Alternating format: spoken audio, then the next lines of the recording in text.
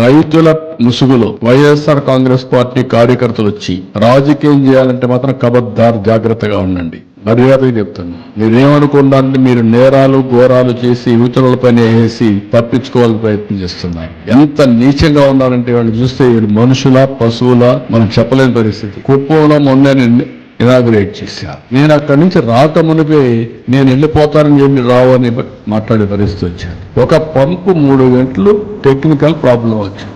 Immediate గా పంపుని replace చేశారు. ఇప్పుడు కూడా పెడుతున్నారు. కాలువలు ఎండిపోయినాయి, నీళ్లు రావడం లేదు, మోసం చేశారు. అంటే ఏమనుకుంటున్నారు మీరు? సోషల్ మీడియా ఉందని మీ ఇష్టానుసారంగా వాగితే మీ సమాధానం వాళ్ళన్నిటికీ అలాంటి వాళ్ళని ఏం చేయాలో పగడ్బందీగా ఆలోచిస్తాం. వాస్తవాలు రాసే వాళ్ళని వాళ్ళు ఏదైనా రాస్తే తప్పుంటే కరెక్ట్ చేసుకుంటాం. తప్పుడు వార్తలు రాస్తే మాత్రం కబద్దార్ జాగ్రత్తగా ఉంది. మీరు వేయడం మీ ఫేక్ న్యూస్ పెట్టుకోవాలన్నా బుద్ధి జ్ఞానం లేదు మీకు.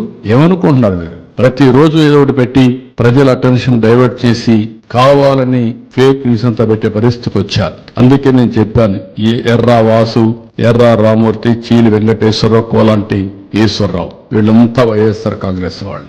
మీరు రాజకీయాలంటే మీ ఇంట్లో చేసుకోండి. ప్రభుత్వం దగ్గర మాత్రం తోక తిప్పితే తోక కట్ చేస్తాం.